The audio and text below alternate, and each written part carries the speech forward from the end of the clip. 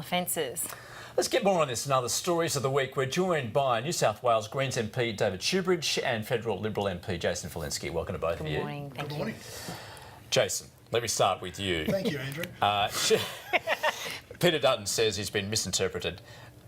That's not what Peter Dutton says. How would you interpret the comments that Peter he made? Dutton says not that he was misinterpreted, that he has been outrageously misrepresented by the Leader of the Opposition, being Bill Shorten. He said the opposite of what he's being accused of. He said that we have let people in, that there are some people in this country who are besmirching the name of entire groups of people because of criminal activities that they're getting involved in. And he said that he's not, and he said he will not be misrepresented by the Leader of the Opposition. He won't be bullied by him, and he's going to call this stuff out when he needs to. Well, it's not just the opposition leader.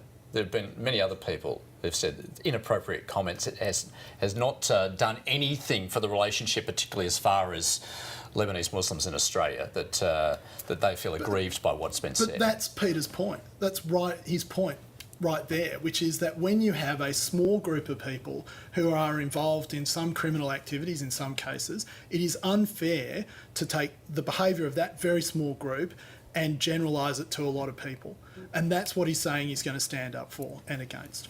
But what then of the comments regarding the Fraser-era immigration policy and bringing... Sure, as the Prime Minister said during the week, in fact yesterday on a radio station, that the Lebanese concession in the 1970s by the Fraser government was very controversial at the time and has been controversial since. Peter Dutton didn't say anything about that. He was asked about that question and he simply reflected the controversy at the time. Well, we had an immigration minister who's now come out and says it is entirely wrong to take the actions of a tiny minority and then besmirch an entire community.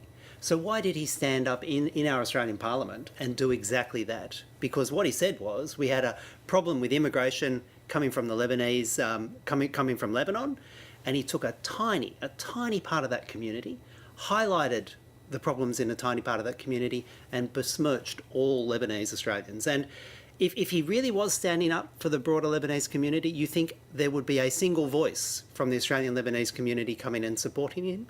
But as a whole, as a bloc, the Lebanese Australian community have come out and said they reject what he says, they reject his divisive politics, and I think we should all reject his divisive politics. David, let's look at it through the prism of Canberra. And what was he intending to do, as far as the politics is concerned? Well, I think he thought he was probably on a winner here, that he could play a divisive politics. And it's this kind of post-Trump mindset that there's a big, unspoken, amorphous mass of Australians who like division and who are angry with political correctness. And he was trying to link into that. I think, unfortunately for him, the Australian people realise that we have an amazingly successful multicultural society, and they actually want our political leaders not to engage in what they see as a very foreign, divisive politics happening in the United States. Well, when you speak about the anger, though, we see the example of new Labor MP Anne Ali saying that she has actually received very threatening correspondence, email and on Facebook, and this has largely been as a consequence of the comments that have come out of Parliament this week. Yeah, look, that's just outrageous. That is absolutely outrageous to say that what Peter Dutton said led to this. I mean, as Graham Richardson said during the week, the Labor Party is no longer a party of justice. That you can't... Peter Dutton didn't make those comments in Parliament. He didn't stand up and decide to offer them. He was asked by Bill Shorten who he'd been referring to, what sort of examples he was referring to, and he gave that one example.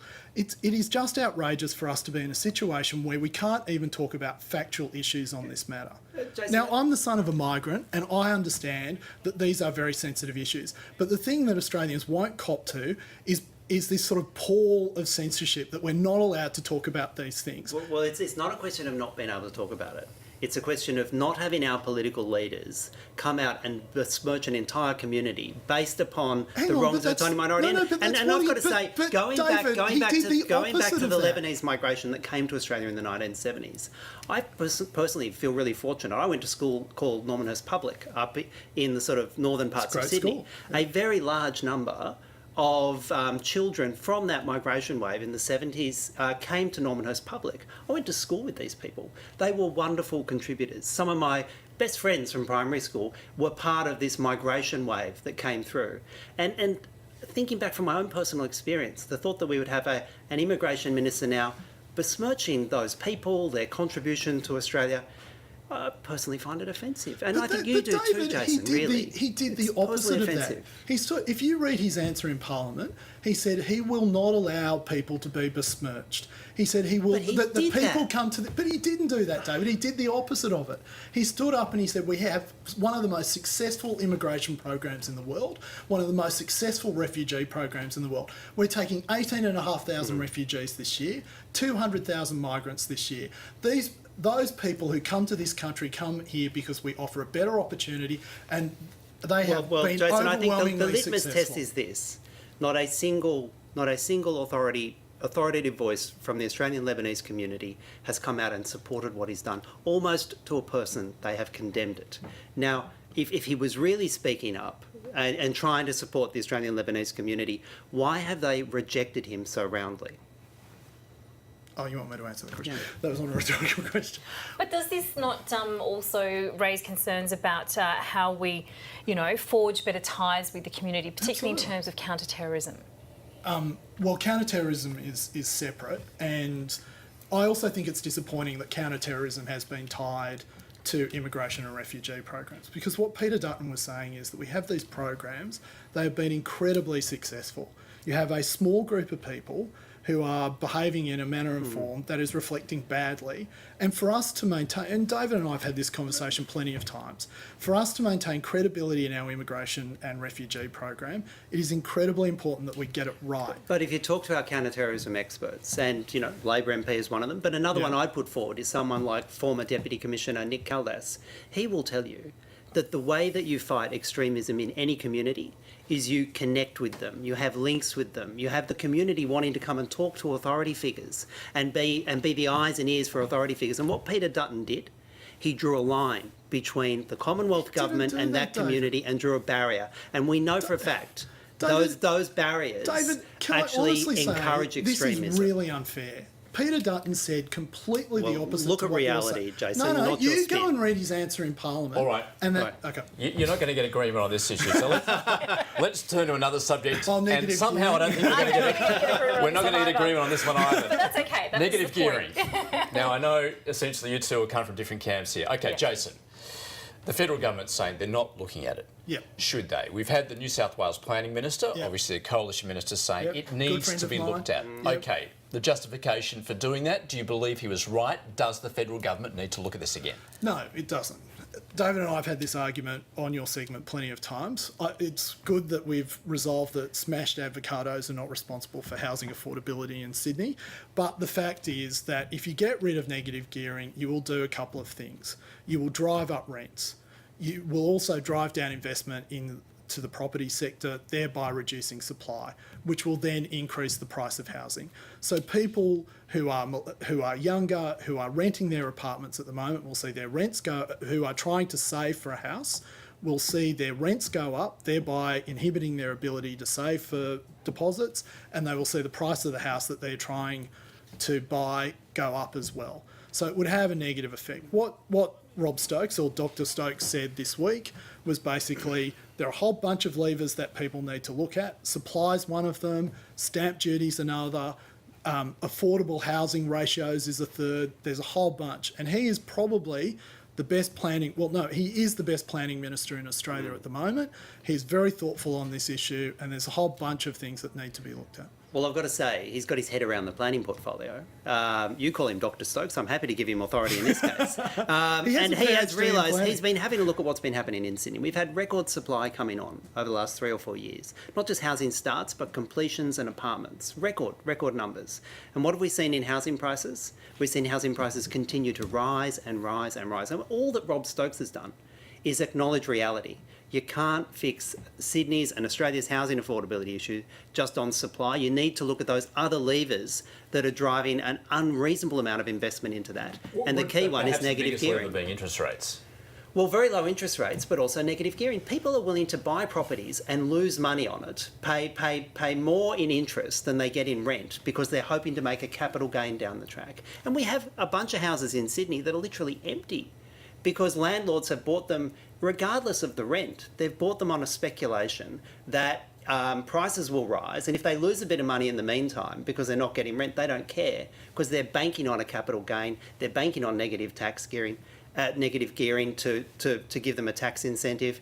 If we don't fix that, we're going to continue to be channeling untold amounts of capital into the Sydney market and pricing out first home buyers. So that's what he said. Sorry. It's right. So what David, he didn't say that, and what David is saying is completely wrong. So even taking his own... Not just a little bit wrong, Jason, completely wrong. Absolutely wrong. And, you know, I have to say, thank God we've got to that point. But the fact is that what you have is that what David just said is that you have people charging rents that don't cover costs. So you get rid of because they've got negative gearing. And that's fine. So they're going to make a big capital gain. If you get rid of negative gearing, people will have to increase their rents so that their rents do cover costs. And you will have less people investing in the market. Well, Jason, that's one solution. The other thing would be prices go down. Prices go down.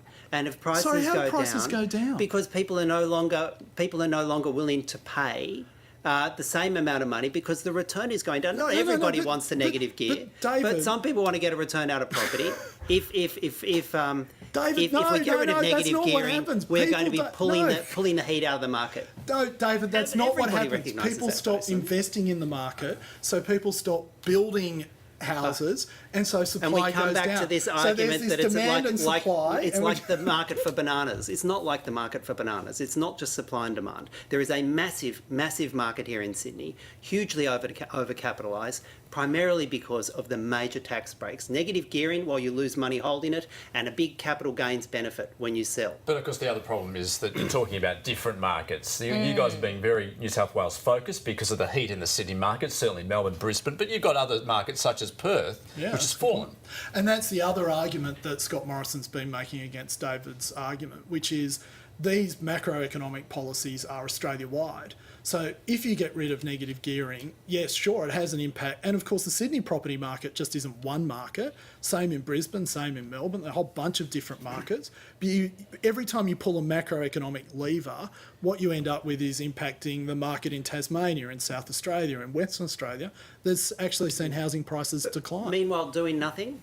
People can't afford to buy housing. Meanwhile, doing nothing and just pretending that supply is going to magically fix it. Other than negative gearing, stamp duty, does the government need to, or governments need to look at that? That's a very good question, Andrew. Well, I think stamp duty is one of the things we need to be looking at. I mean, the current stamp duty concession for first-home buyers in a market like Sydney is almost irrelevant because the price setting is so low that nobody's buying property at that level. But we do need to look at, I think, inclusive zoning, requiring affordable housing and social housing to be part of developments in Sydney. We got a small step in that direction from the Greater Sydney Commission recently, but nothing like what we need. We actually do need, and it's a serious conversation, state and federal government need to sit down and work out a way of building more social housing, more affordable housing, and not simply relying upon the market and the invisible hand to magically fix it. Well, it has been a very fiery conversation between the two of you this morning. I'm going to have to leave it there. I'm sorry, Jason. No, I'm sorry. We're never going to get to the bottom of this, are we? Hopefully we will at some stage. Yes, we will. But David Shoebridge, Jason Falinski, thank you very much for talking us through the news of the week. Thank you both.